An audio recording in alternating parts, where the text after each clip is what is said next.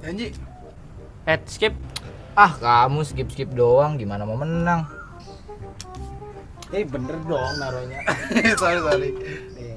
Nah, ini baru aku aja. Lagi, Sep. Ayo, ngapain kalian? Bapak, dari mana Pak muncul tiba-tiba? Aku kaget ini. Dari pintu Doraemon lah. Ah, yang bener Pak, dari pintu Doraemon. Ya enggak lah, ah kamu percaya aja. Kalian ya bukan belajar, malah main domino. Enggak Pak, kita lagi ngobrol-ngobrol aja nih, belajar buat ujian nanti gimana. Nah, ini bohong nih apa ini? Udah mana Bapak nggak diajak lagi? Lah, Bapak mau ikutan? Iyalah, mau. Oh, yaudah main Pak.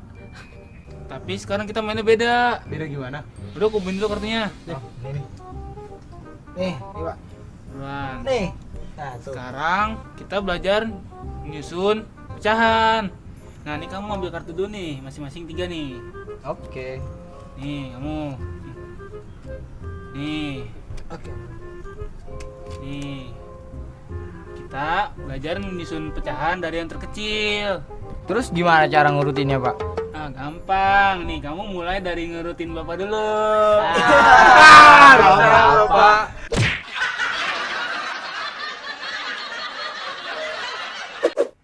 Halo sahabat edukasi, luar biasa siswa-siswa sekarang ya.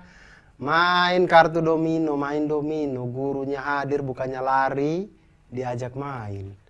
Zaman saya dulu main domino, guru lihat guru lari saya. Karena saya tidak tahu pada waktu itu kalau domino itu ternyata bisa bermanfaat untuk kita mempelajari tentang pecahan. Seandainya saya tahu dari dulu, saya tidak mungkin lari ketika guru hadir. Saya malah minta diajarkan bagaimana kita menghitung, mengurutkan pecahan-pecahan dari kartu domino yang ada. Jadi, cara kita mengurutkan pecahan itu memang agak berbeda dengan bilangan biasa. Kalau bilangan biasa ketika ditaruh 3 dan 5, mana yang lebih besar? Ya 5. 2 dan 9, mana yang lebih kecil? Ya 2 gitu. Tapi ketika kita dikasih 2/9 dan 3/5, manakah yang lebih kecil? Manakah yang lebih besar? Nah, ini agak bingung nih, 2/9 dan 3/5. Nah, maka mengurutkan pecahan itu bisa dari terkecil hingga ke terbesar atau terbesar hingga ke terkecil. Cara mengurutkan pecahan adalah dengan menyamakan penyebut menggunakan KPK-nya. Nah, bagaimana cara yang dilakukan untuk mengurutkan kartu domino? Dengan nilai ada 3/4, ada 1/6, dan ada juga 2/3.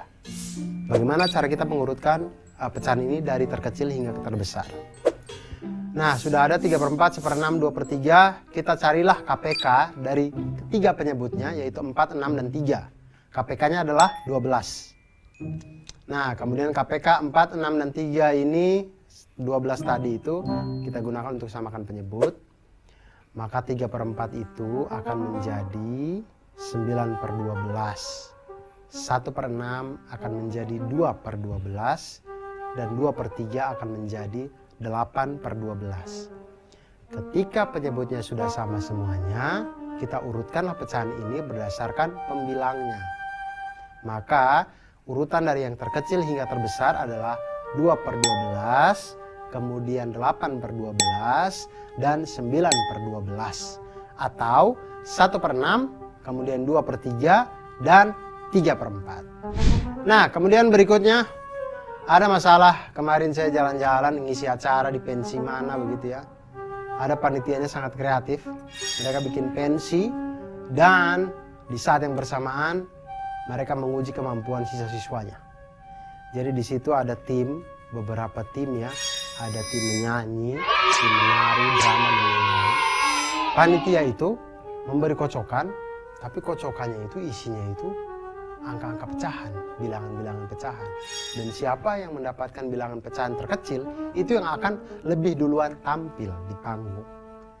Dan ini cukup membingungkan karena ketika ada yang misalnya paduan suara ada yang dapat 2/5, band dapat 4/7, dan dia tidak tahu ini mana nih yang lebih dulu, 2/5 atau 4/7 gitu.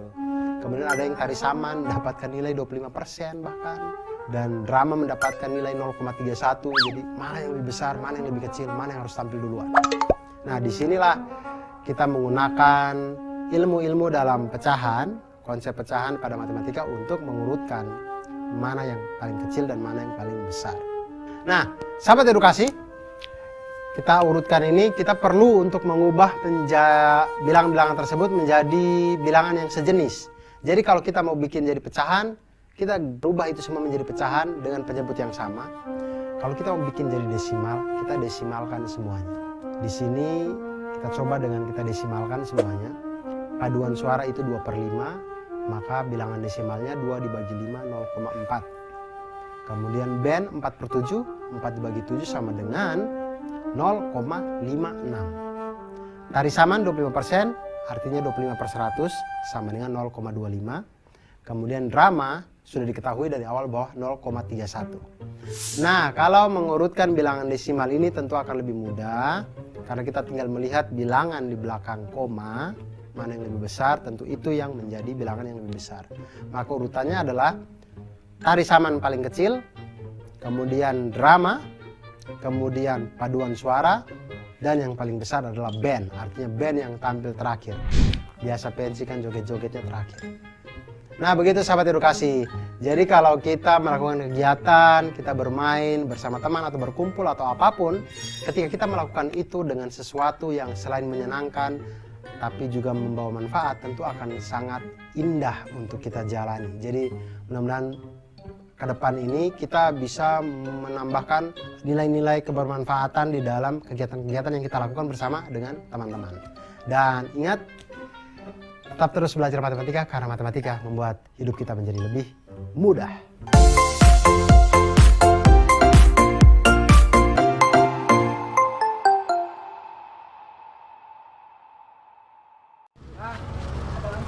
Beli apa, Dek?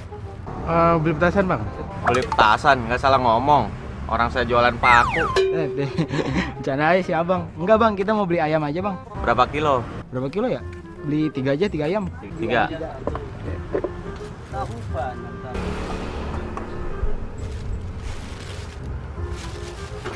Bang, itu ayam berduaan aja bang. Kalau langsung 3 ini nggak muat timbangannya.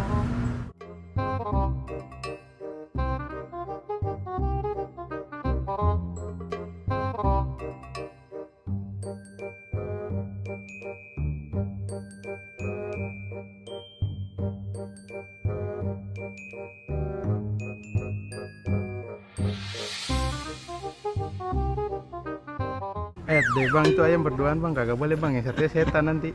Enak aja sembarangan kalau ngomong. Patok ayam baru tahu rasa nanti. Sorry bang. Bercanda bang.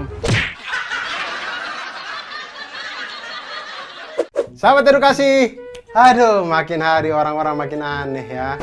Kenapa coba? Beli 3 ayam, timbangan hanya bisa 2 ayam. Ya sudah, timbang satu-satu. Kan bisa timbang satu-satu, kenapa harus menyusahkan diri dengan timbang 2-2? Jadinya kan kita harus menghitung nih seperti sekarang. Aduh, mentang-mentang bisa menghitung, hidup jadi tidak bisa lebih simpel orang-orang. Nah, ini sahabat edukasi, seperti masalah yang tadi dihadapi oleh teman-teman kita tadi itu adalah cara kita menyelesaikan dengan menggunakan bilangan-bilangan desimal. Karena jarang kita itu timbang, kemudian dapat bilangannya bulat terus. Berapa beratnya? 26 kilo, 70 kilo. Jarang rata itu setelah pembulatan. Biasanya itu 70,1, ya 70,2, 53,2, 53,6 dan seterusnya. Nah, konsep operasi hitung pada bilangan pecahan maupun bilangan desimal ini ada sedikit perbedaan. Jadi penjumlahan maupun pengurangan pada pecahan itu perlu untuk menyamakan penyebutnya terlebih dahulu.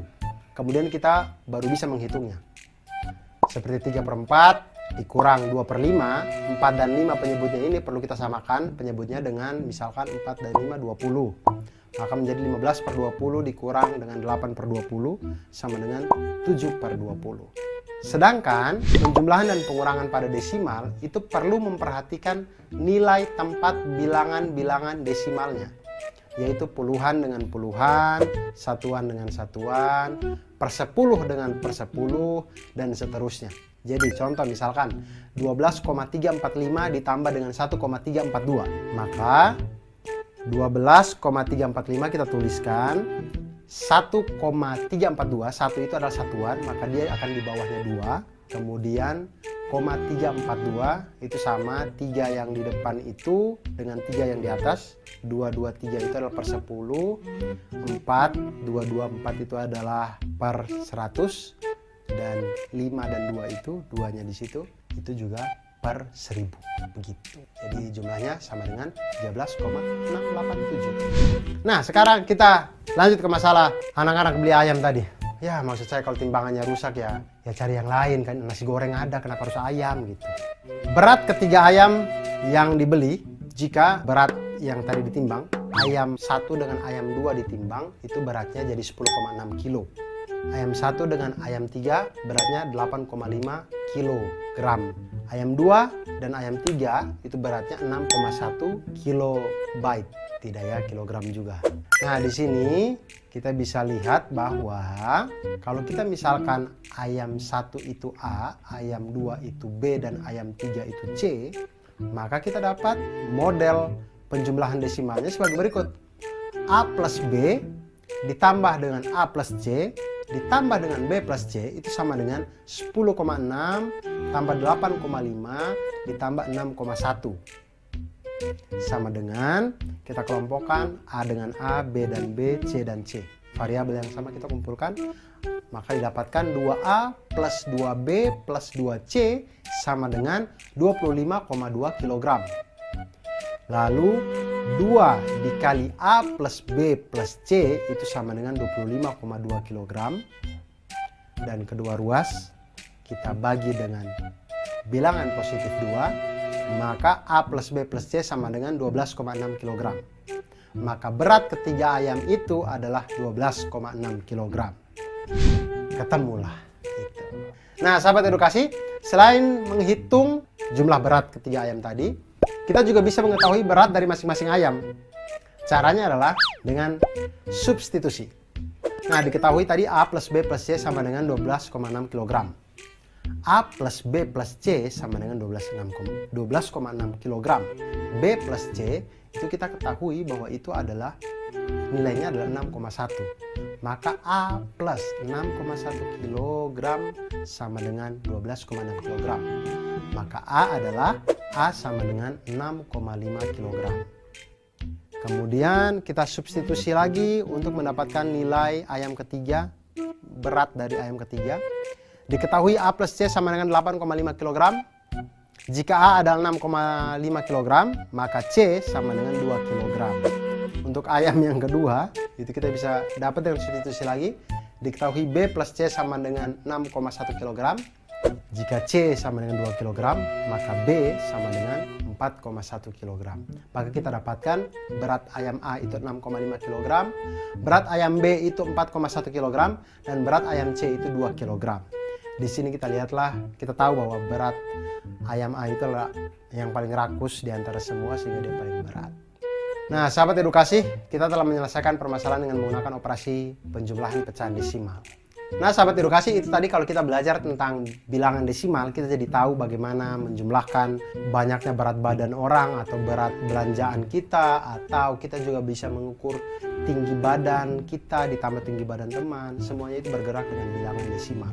Bisa juga kita menakar dosis obat, karena dosis obat kadang-kadang juga menggunakan bilangan desimal. Intinya, semakin kita belajar matematika, itu semakin membuat hidup kita menjadi lebih indah, lebih lancar, dan lebih bermanfaat.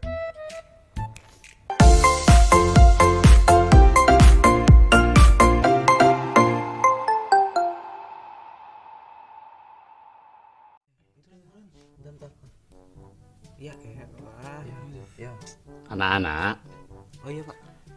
Bapak kan sudah tua. Lanjut Pak, terus kenapa Pak? Begini, Bapak kan punya 17 ekor sapi limosin. 17 ekor sapi limosin.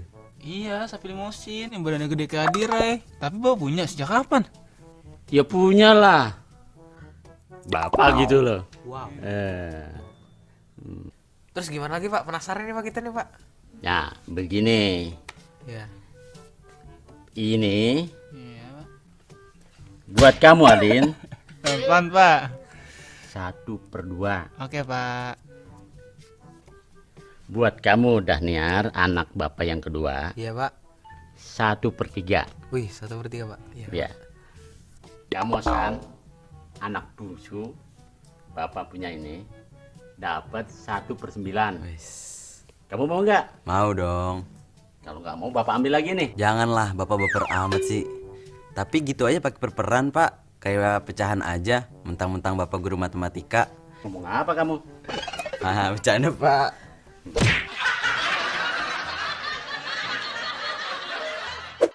Halo sahabat edukasi, pernah dengar tidak tentang sapi limosin?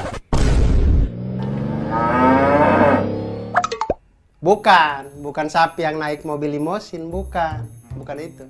Sapi limosin itu adalah salah satu jenis sapi lah, kurang lebih begitu. Dia itu adalah salah satu sapi pedaging yang paling baik. Ukurannya itu besar. Nah, itu tadi bapaknya mau meninggal ya menang khususnya Fatimah. Bagi-bagi waris di situ, dan anak-anaknya ini kalau mau bagi waris mereka harus mengerti tentang pecahan. Kalau tidak mengerti tentang operasi pada pecahan agak susah. Makanya saya hadir untuk memberitahukan kepada sahabat edukasi semua bagaimana kita operasi bilangan pecahan. Untuk melakukan operasi hitung perkalian pecahan biasa, yaitu dengan mengalihkan pembilang dengan pembilang dan penyebut dengan penyebut. Jadi langsung saja. A per B dikali C per D, maka sama dengan A kali C per B kali D. Langsung saja begitu. Contohnya, 2/5 dikali 7/3, maka sama dengan 2 kali 7 per 5 kali 3. Sama dengan 14/15. Nah, sekarang masalah dari anak-anaknya tadi adalah bapaknya punya 17 ekor sapi. 17 ekor sapi dibagi dengan masing-masing itu mempunyai bagian. Anak pertama mendapatkan 1/2 bagian, 1/2 bagian. Anak kedua mendapatkan 1/3 bagian. Anak ketiga mendapatkan 1/9 bagian. Jadi ditanyakan adalah berapa banyak sapi yang diterima masing-masing anak. Nah, masalahnya adalah sapi itu kan 17 ekor, dia bulat itu 17. Bagaimana mungkin anak pertama mendapatkan setengah bagian? 17 sapi setengah bagiannya berarti 8,5. Iya, 8,5. Ada satu sapi yang kita belah dari kepala sampai kaki itu, setengahnya aja gitu. Terimanya sapinya udah meninggal. Tapi tidak bisa begitu.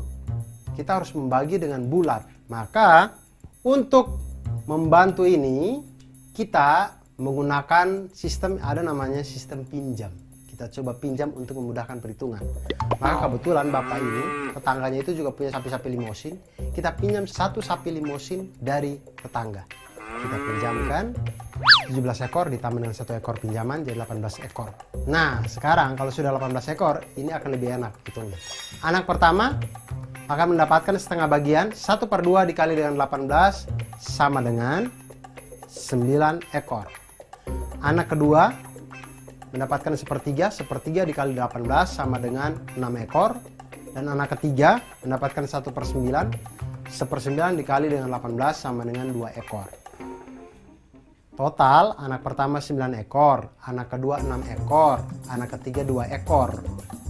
Totalnya menjadi 17 ekor. Tersisa 1 ekor sapi terakhir, 1 ekor sapi terakhir kita kembalikan kepada pemiliknya, tetangga. Begitu cara kita menghitung. Lalu kenapa satu sapi yang dipinjam bisa dikembalikan lagi? Bukannya sudah habis dibagi-bagi? Nah, karena sebenarnya kuncinya adalah ketika bapaknya membagikan hak waris kepada anaknya satu-satu, ternyata anak pertama itu dapat setengah bagian, anak kedua 1/3 bagian, anak ketiga 1/9 bagian. Ketika kita jumlahkan semuanya, 1/2 tambah 1/3 tambah 1/9 itu sama dengan 17/18. Memang tidak 18/18, jadi ada 1/18 yang tersisa, dan itulah yang miliknya tetangga tadi. Kita masuk coba sahabat edukasi. Jika masih bingung atau sudah mengerti, kita coba memperjelas lagi di masalah yang kedua. Jadi di masalah kedua ini ada namanya Pak Jono. Pak Jono membagi sejumlah uang kepada ketiga anaknya. Anak pertama mendapat 2/5 bagian, anak kedua mendapat 1/4 bagian, dan anak ketiga menerima uang sebesar Rp175.000. Pertanyaannya adalah, berapa jumlah uang Pak Jono yang dibagikan kepada seluruh anak-anaknya? Nah, kita tahu nih sekarang nih, sejumlah uang yang dimiliki Pak Jono itu adalah 1 bagian kan, yang dibagi-bagi tuh ke 3 anak. Nah, kemudian Pak Jono berikan 2/5 bagian ke anak pertama, 1/4 bagian ke anak kedua, dan Rp175.000 ke anak yang ketiga. Nah, untuk mengetahui nilai pecahan anak ketiga, maka bisa kita kerjakan dengan bagian anak ketiga itu adalah 1 dikurangi 2/5 ditambah 1/4. 1 dikurangi 8 tambah 5 per 20 sama dengan 20 per 20 kurang 13 per 20 sama dengan 7 per 20. Berarti bagian dari anak ketiga itu adalah 7 per 20 yang nilainya adalah Rp175.000. Nah, selanjutnya 1 bagian uang yang Pak Jono miliki itu dimisalkan dengan Y. Nah, sehingga uang yang diterima oleh anak ketiga adalah 7 per 20 dikali Y sama dengan Rp175.000. Y sama dengan Rp175.000 dikali 20 per 7, Y sama dengan Rp500.000. Jadi, uang yang dimiliki oleh Pak Jono itu adalah Rp500.000. Nah, sahabat edukasi, dengan kita belajar tentang operasi perkalian maupun pembagian pada bilangan pecahan, ini membuat kita menjadi lebih paham bagian-bagian pecahan di dalam suatu bilangan bulat. Memudahkan kita untuk menghitung uang, menghitung warisan, menghitung jatah makan, dan segala macamnya. Intinya, dengan matematika membuat hidup kita menjadi ceria dan memudahkan urusan bersama.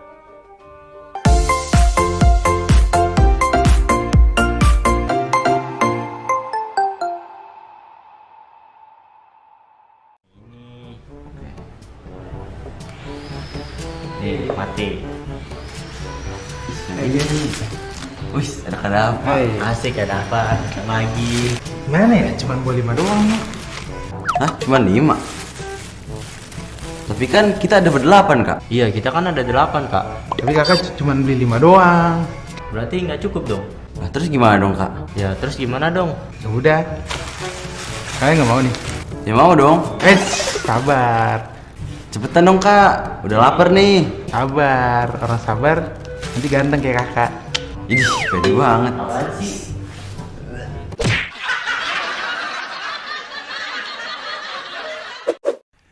Nah, sahabat edukasi, ada hal menarik dari video yang tadi yang bisa kita ambil pelajarannya, yaitu sesedikit apapun yang kita punya, alangkah lebih indah dan lebih luar biasanya ketika kita bisa membagi itu. Nah, masalahnya adalah membagi ini tidak mudah ya. Kadang kan kita punya apa-apa enaknya simpan sendiri gitu. Nah, dan persoalan membagi ini adalah persoalan operasi pada bilangan pecahan. Dan makanya kalau kita membagi sesuatu, kita harus tahu dulu operasi pada bilangan pecahan, baru kita bisa bagi. Misal, contoh ya, saya kasih. Bagaimana cara kita membagi 5 buah roti kepada 8 anak? Membagi 1 roti kepada 8 anak tentu mudah. Tapi 5 roti pada 8 anak. Bagaimana masing-masing mendapatkan 5/8 bagian? Sebesar apa 5/8 bagian itu? Tapi ini ada caranya. Ada cara lain untuk membagi 5/8, yaitu dengan menggunakan trik bangsa Mesir kuno. Bangsa Mesir kuno sudah menemukan trik ini jauh zaman kuno dan kita baru belajar itu sekarang. Yaitu dengan menggunakan istilah namanya pecahan Mesir. Jadi pecahan Mesir itu adalah penjumlahan dari beberapa pecahan yang berbeda, di mana setiap pecahan itu memiliki pembilang angka 1 dan penyebut berupa bilangan bulat positif yang berbeda. Jadi jika kita kesulitan memotong 5 roti untuk 8 orang, jika kita sulit untuk memotong ukuran 5/8, maka pertama-tama adalah 4 roti kita bagikan kepada 8 orang. 4 roti kita bagi ke 8 orang, maka 1 orang akan mendapatkan setengah roti. Nah, lalu 1 roti terakhir itu kita bagi menjadi 8 bagian untuk dibagi ke 8 orang. Maka 1 orang akan mendapatkan setengah roti lebih sedikit. Itulah kurang lebih banyaknya 5/8 bagian. Jadi setiap orang akan mendapatkan setengah bagian ditambah dengan 1/8 bagian sama dengan 4 plus 1/8 sama dengan 5/8 bagian. Berikutnya adalah bagaimana cara kita menyelesaikan soal seperti yang berikut ini ya. 1 per 1 kali 2 ditambah 1 per 2 kali 3 ditambah 1 per 3 kali 4 dan seterusnya hingga 1 per 99 kali 100 sama dengan titik. Bagaimana caranya? Caranya adalah teman-teman, ketika melihat sesuatu yang seperti ini, jangan panik. Jangan panik, jangan mengatakan pada diri sendiri bahwa saya tidak bisa nih jawab kayak gini, saya tidak bisa nih. Jangan. Tapi yang pertama kita lihat, setiap kali menemukan soal-soal yang seperti ini, lihatlah polanya. Lihatlah polanya. Jadi misal kita ambil pertama, perhatikan 2 suku pertama. Jika 2 suku pertama kita ambil ya, 1 per 1 kali 2 ditambah dengan 1 per 2 kali 3. Itu akan menghasilkan sama dengan 1 per 2 ditambah 1 per 6 sama dengan 4 per 6 sama dengan 2 per 3. 2 suku pertama kita ambil, hasilnya adalah 2 per 3. Kita coba lagi, misalkan 3 suku pertama yang kita ambil, kita akan dapatkan 1 per 1 kali 2 ditambah 1 per 2 kali 3 ditambah dengan 1 per 3 kali 4 sama dengan 1 per 2 ditambah 1 per 6 ditambah 1 per 12 sama dengan 6 tambah 2 tambah 1 per 12 sama dengan 9 per 12 sama dengan 3 per 4. 3 suku pertama yang kita ambil 3 per 4. Nah dari sini kita bisa lihat polanya. 2 suku pertama yang kita ambil hasilnya adalah 2 per 3. 3 suku pertama yang kita ambil hasilnya adalah 3 per 4. Artinya untuk n suku yang kita ambil hasilnya adalah n per n plus 1. Maka dengan menggunakan pola itu, hasil dari 1 per 1 kali 2 ditambah 1 per 2 kali 3 ditambah 1 per 3 kali 4 ditambah dan seterusnya hingga 1 per 99 kali 100 itu adalah sama dengan 99 per 100. Nah sahabat edukasi yang saya cintai, saya sayangi, saya padamu luar biasa ini. Kita telah memecahkan berbagai permasalahan matematika tentang bilangan pecahan. Ternyata matematika itu tidak sesulit seperti yang kita lihat. Kita juga dapat menyelesaikan permasalahan dengan cara yang sederhana.